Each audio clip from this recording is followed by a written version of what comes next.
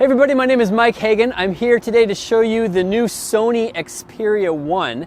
Now Sony sent me this phone. It's a new phone. They sent it to me to test out the camera functionality of it. Some of the cool things about this phone that it has 3 lenses here. There's also a lot of new capabilities built into this phone. So I'm going to put it through its paces. I'm going to shoot this phone and I'm going to compare it to my iPhone X, and I'm also going to be comparing the image quality to my Nikon Z6. All right, so we'll compare the 3. So what I'm going to do is I'm going to photograph some panoramas, and then we're also going to take some kayaks out on the bay and do some photography and videography from those moving platforms. One of the things I'm really excited about testing is the RAW capability. Now, you can't do that in the native app. You have to have another app to access the RAW features. So we'll shoot Lightroom Mobile, and inside of Lightroom I'll be able to shoot DNG files. So that's the plan. We're going to shoot the Xperia 1 and compare that with the Nikon Z6 and the iPhone X. I'll compare the RAWs and the JPEGs, and then at the end of the video I'll let you know my experience.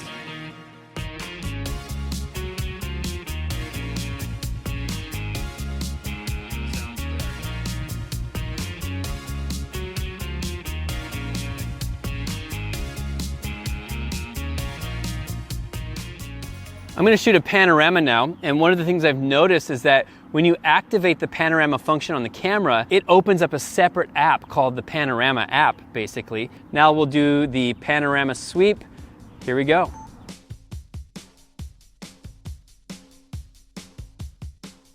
All right, back to still photo mode. I'm going to shoot a couple of photos here. One of them is in standard photo mode, and then I will also shoot in what's called HDR mode. So this photo is the standard photo. Click, and now we'll do one in what's called HDR mode. I'll activate that. So HDR is on. Now we take that photo.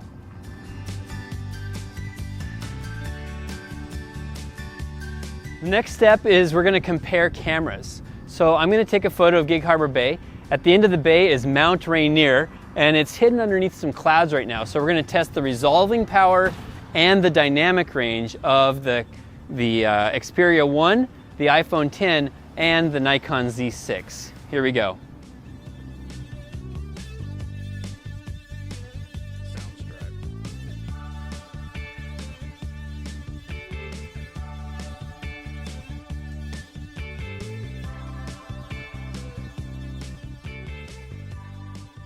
One of the things I'm noticing is that with the Adobe Lightroom app, I'm unable to access all 3 cameras. In fact, I can only access one camera, which is the standard camera. It's a little bit frustrating because I'm wanting to zoom in to the end of Gig Harbor Bay to get Mount Rainier. Not capable yet. I'm assuming that someday, maybe with the firmware upgrade or maybe with the Lightroom update, I'll be able to access all 3 of those cameras. As silly as it sounds, a lot of photographers want to know how good the selfie camera is. So we're going to shoot a selfie or 2 right here with the Xperia 1, and we'll compare that with the iPhone X.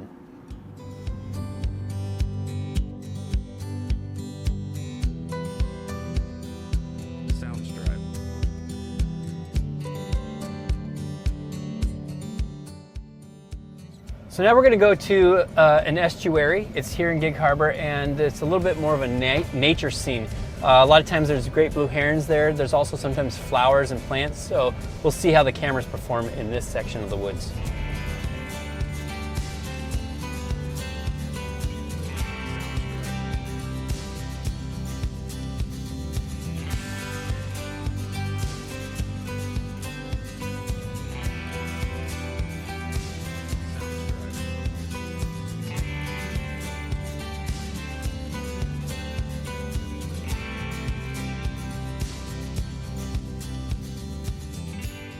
One of the things I really am liking on that Xperia is their super wide lens is super wide. It's like, I'm gonna guess it's something like 14 to 16 millimeter focal length on a 35 millimeter full frame camera. So it's great for the landscapes. One of the downsides I'm noticing with the super wide camera is there's a lot of curvature, right? So it's not really a rectilinear lens. It almost has a little bit of a fisheye effect when you go to that super wide function. As we're walking back to my truck, I found all these flowers, so we're going to test out the macro capability of these cameras, and again, we'll compare the 3.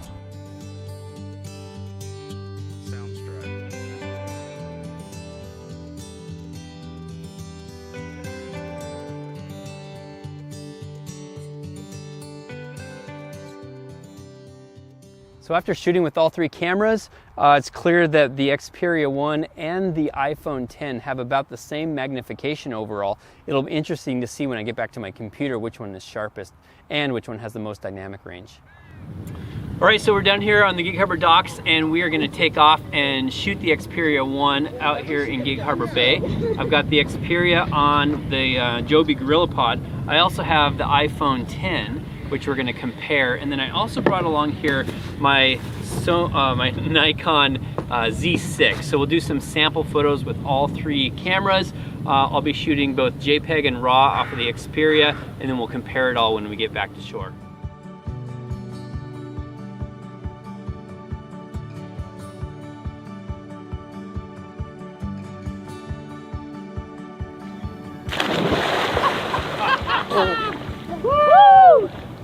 So I'm shooting the Nikon Z6, of course I'm shooting full on RAW, and I'm about f8 at a 400th of a second, ISO 100, and the goal here is just to compare dynamic range.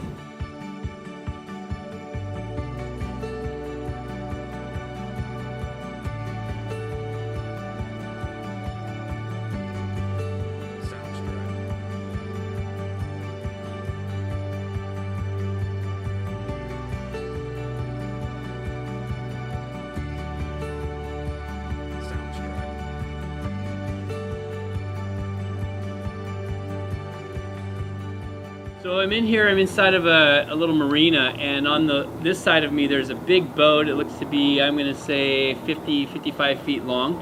I'm pretty close to it. So I'm using the super wide lens here on the Xperia, and I'm able to get the whole boat in there. I am noticing, however, some fairly substantial distortion. So when I photograph down, basically the boat is sloped like that, or curved like that. In the middle, all the lines are straight. And then when I shoot up, I notice that the bottom of the boat is curved. I'm gonna compare that now with my iPhone X, compare the cameras on the two, and we'll see which one A gets the shot from the wide angle perspective, but B does a better job with lens, needing lens correction.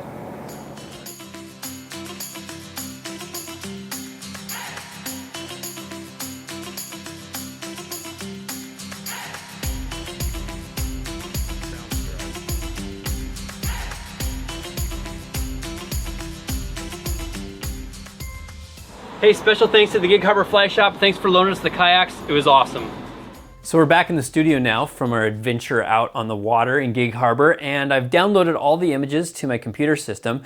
I just want to give you some of my impressions about the Xperia 1 as I use it out in the field, and then we'll go look at the images overall. So first thing I want to point out is the Xperia 1 has a very high aspect ratio. In fact, I wrote down the aspect ratio over here. It's a 21:9 aspect ratio, which is a cinematic screen. Now, I just want to make the point that the Xperia 1's really designed as a media consumption device. It's designed to show 4K movies in that cinematic aspect ratio, and it does a very good job of that. I looked at a couple of Marvel Comics, Marvel Universe movies on here, and it's spectacular. It's one of the nicest screens I've ever seen. Now let's talk about some of the tech specs. Well, as you know, this phone has three cameras, 1, 2, 3. There's a normal camera, there's a wide, and then there's a telephoto. I found that to be very nice. You know, each of those are 12 megapixels. So it's nice to have full resolution on wide, medium, and tele. I used all three of those cameras all the time. I especially enjoyed the wide camera. It had much more of a kind of a fisheye look to it, so a lot of distortion with that wide lens, but for things like selfies and group selfies, that worked actually pretty well. And also in tight quarters, I used that wide functionality quite a bit. Couple more things about the phone.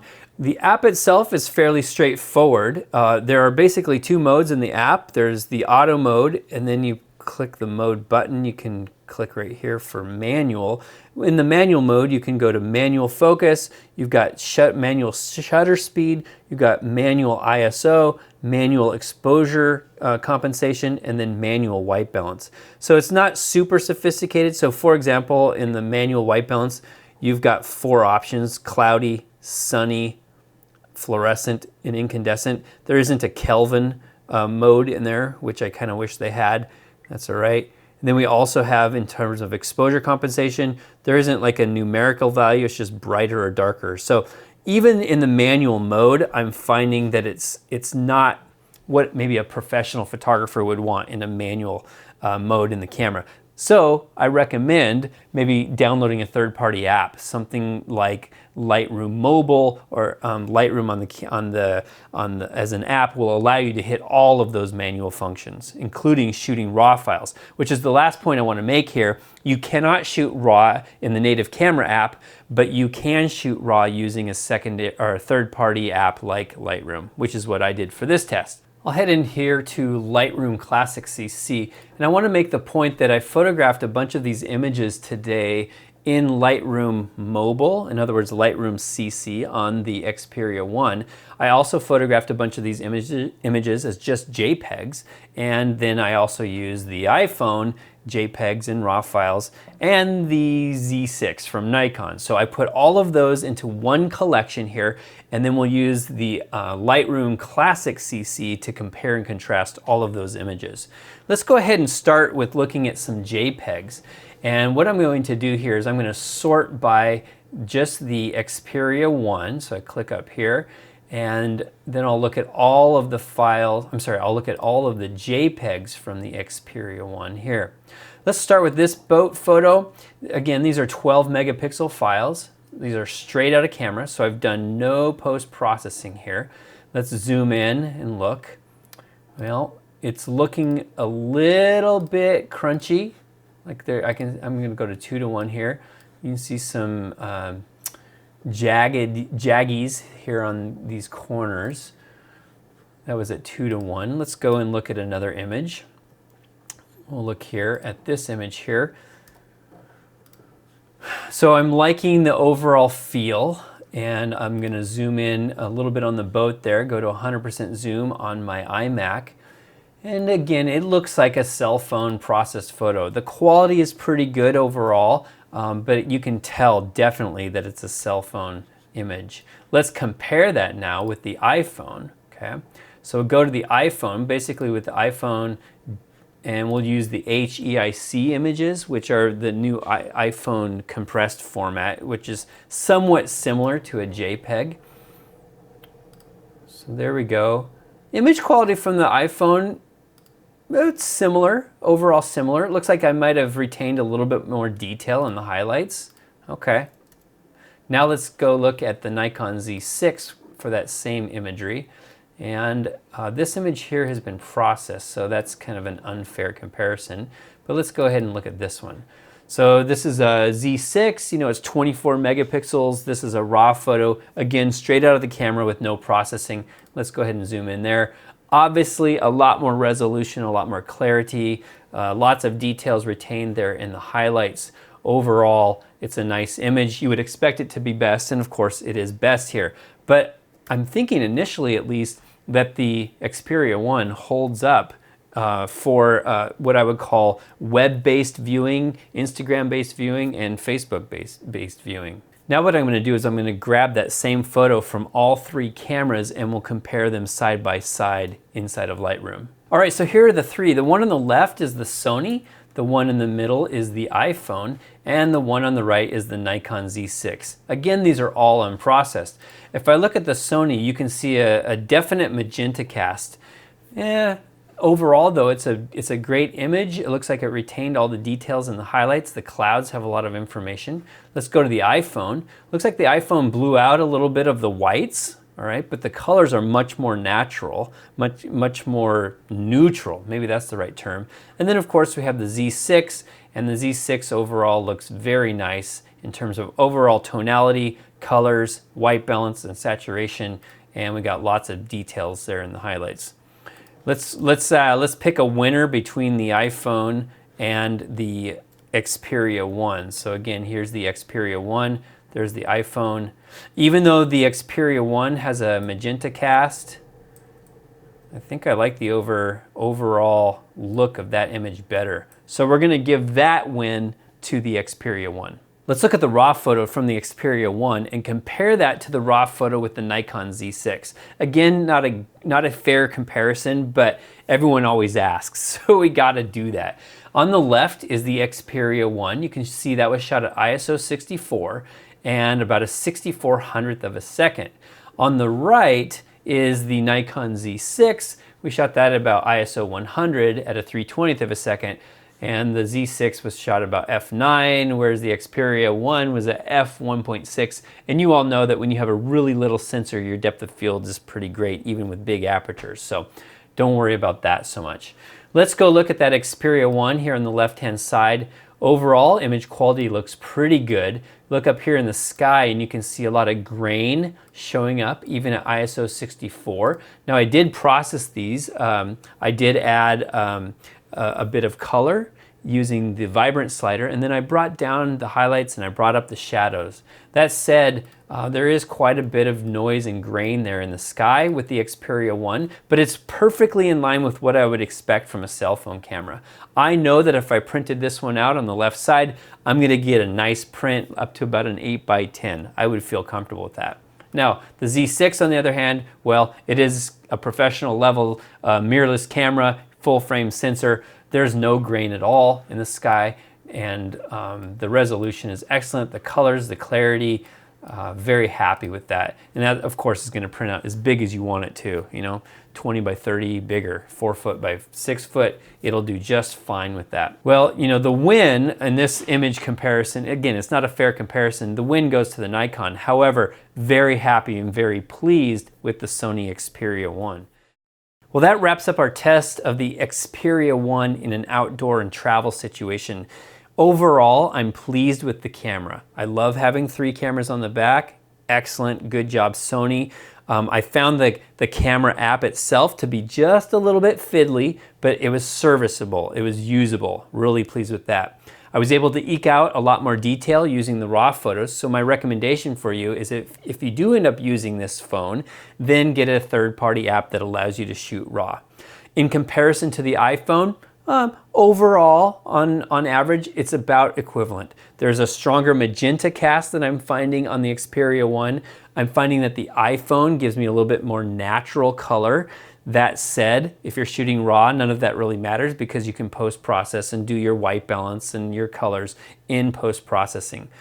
As a strict travel camera, it is a little bit big. You know, it's hard to fit this in your pocket, but if you're consuming media, and this might be the scale tipper for you. If you are consuming media, nothing's gonna beat this phone. It's fantastic for media consumption, and I love it for watching movies. I love it for watching videos, and it has a really great screen for photography as well. Overall, I give it a thumbs up. You know, I'm also gonna shoot this phone in a studio setting, so I'll do some portraiture with it and compare that portraiture with my iPhone. Stay tuned for that coming up in the future. All right, if you like the video, awesome, give me a thumbs up down below. If you'd love to subscribe to our channel, you can do that with the subscribe button, and then there's a bell button on the screen. Go ahead and click that. You'll be notified whenever we have new videos on our channel, which is approximately once per week. So thanks for watching. Have a great day.